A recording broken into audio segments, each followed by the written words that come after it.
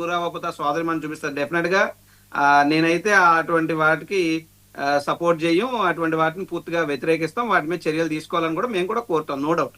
కాకపోతే at the same time Bharathamma గారి గురించి కానీ అవినాష్ రెడ్డి గారి గురించి కానీ ఎంత జుబుక్సాకరంగా సోషల్ మీడియాలో రాతలు రాసినటువంటి దౌర్భాగ్యులు నీచ నికృష్టులు ఎవరున్నారో వాళ్ళ మీద కూడా చర్యలు తీసుకోవాలి. అదే విధంగా ఇందా సోదరిమని మాట్లాడుతూ మహిళలు ఏ పార్టీ అయినా కానివ్వండి, ఎస్ మనందరం కూడా తల్లి గర్భం నుంచే పుట్టాం, ఎంత గొప్పవాడైనా అనువంతే పుడతాడు, తల్లి కడుపు నుంచే పుడతాడు. సో మా పార్టీలో ఉన్నటువంటి ఇప్పుడు ఆవిడ ఎలాగ ఒక మహిళా నాయకురాలుగా వచ్చారో, మా దాంట్లో కూడా విద్యార్థి విభాగం నుండి చిన్న స్థాయి నుండి వచ్చినటువంటి ఒక అమ్మాయి సరే కష్టపడింది, జగన్మోహన్ రెడ్డి గారు యువకులకు అవకాశం ఇవ్వాలో ఏదో పోస్టులు ఇచ్చారు ఆవిడకి. ఇప్పుడు ఆవిడ మహిళా కమిషన్ మెంబర్ గా ఉంది. అయితే ఆవిడకి ఒక సింహాచలం దేవస్థానం ట్రస్ట్ బోర్డులో మెంబర్ ఎత్తే విజయసాయి రెడ్డి గారినో ఇంకో నాయకుడినో పెట్టి అత్యంత జుబుక్సాకరంగా నీచంగా రాసినటువంటి నికృష్టులు ఎవరైతే ఉన్నారో వాళ్ళందరూ కూడా లాగండి.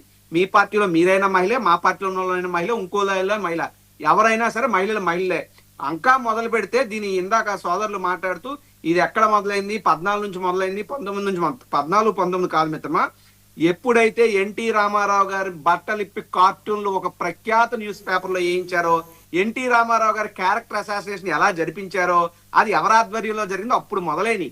అక్కడ మొదలైన అంతకన్నా ముందు రంగా గారు, ఎవరైతే వంగవీటి మోహన్ రంగా గారు పేద ప్రజల కోసం కష్టపడినటువంటి నాయకుడిని రౌడీగా చిత్రీకరించారో, దుష్ప్రచారాలు చేశారో అక్కడ మొదలైంది.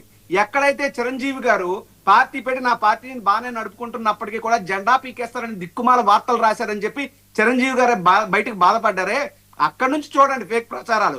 బెల్లి లలితక లాంటి ఒక ఉద్యమకారులు క్యారెక్టర్ అసాసినేషన్ చేసి ఆవిడ పర్సనల్ అఫైర్స్ వల్ల ఆవిడ నరికి చంపేశారని చెప్పి ఆవిడ క్యారెక్టర్ మీద ఒక ముద్ర వేశారే, అక్కడ నుంచి మొదలైంది. So I'm on my record, fake ప్రచారాలకు పుట్టినిల్లు తెలుగుదేశం పార్టీ, చంద్రబాబు నాయుడు గారు, నారా లోకేష్ గారు. అందులో నేను ఏమాత్రం అడగను. మీరేదో 14 నుంచి వచ్చారు, 19 నుంచి వచ్చారు, తప్పు.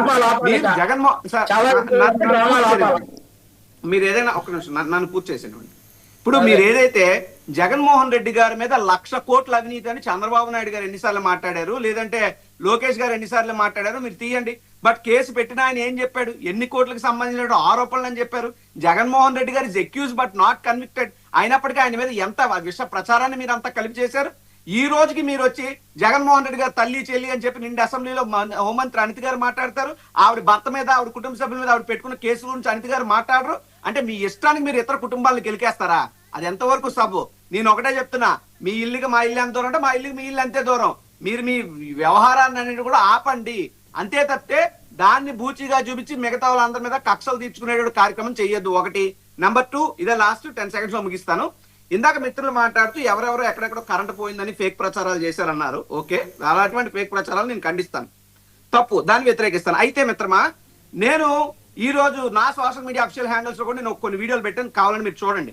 విశాఖపట్నం గిరిజన ప్రాంతంలో అరకు అల్లూరు సీతారామరాజు జిల్లాకు సంబంధించి జిల్లా కేంద్ర ఆసుపత్రిలో కరెంటు లేక, జనరేటర్ అందుబాటులో లేక, చీకట్లోనే రోడ్డు ప్రమాద బాధితులకి కుట్లేసే పరిస్థితిలో ఉంది మీ ప్రభుత్వం. జగన్మోహన్ రెడ్డి గారు ఈ రాష్ట్రానికి టార్చ్ బేరర్ లా పాలిస్తే చంద్రబాబు నాయుడు గారు టార్చ్ లైట్ పరిపాలన చేస్తున్నారు. అటువంటివి బయట పెడితే మీరు కేసులు పెడతామంటే ఒక్క నిమిషం అయిపోయింది, మీరే మాట్లాడండి ఒక్క నిమిషం. అటువంటి వాస్తవాలను భయపెడితే రెడ్ బుక్ రాజ్యాంగాలు తెస్తాం, మంత్రి ఉపసంఘాలు వేస్తాం అంటే మీ ఒడతూపులకు జరిసేది లేదు. మీరు నచ్చింది చేసుకోండి, మిమ్మల్ని వెంటాడతాం. నిప్పు కణికల లాంటి ప్రశ్నలు మీ మీద దూసుకొస్తాయి, వాస్తవాలను ప్రజల్లో తీసుకెళ్తాం, మీ యొక్క ప్రజా వ్యతిరేక విధానాలను ఎండగొడతాం. మా గొంతులు నొక్కే ప్రయత్నం మీ మంత్రులు, మీ ఉపసంఘం కాదు కదా. మీ యొక్క చంద్రబాబు నాయుడు కూడా మమ్మల్ని ఏమీ చేయలేడు, మీ ప్రభుత్వం ఏమీ చేయలేదు. ఏదన్నా మీరు కాదుకూడదని రాజ్యాంగేతర శక్తిగా వెళ్ళాలనుకుంటే ఆ పైన కోర్టులు ఉన్నాయి, మీ సంగతి కోర్టుల్లో చూసుకుంటాం. మీరు మాట్లాడండి. సార్, ఆ పైన కోర్టులు ఉన్నాయని చెప్పేసి రాజీవ్ గాంధీ గారు చెప్తా ఉన్నారు. మీ హయాంలో ఒక డీజీపీని కోర్టుకు పిలిపించి సిఆర్పిసి సెక్షన్ ఏంటో చదవమని ఇచ్చారు. రోజుకి 150 సార్లు కోర్టులు మొట్టిగా వేస్తా ఉండే అనమాట తమ హయాంలో. వర్మ గారు మీకు స్క్రీన్ షాట్ పంపించానండి, 2 ఏమైనా ప్లే చేయగలిగితే చేయండి. 2 స్క్రీన్ షాట్స్ మీకు పంపించాను, ఏమైనా ప్లే చేయగలిగితే ఇతన్ని అరెస్ట్ చేస్తే దళితుడు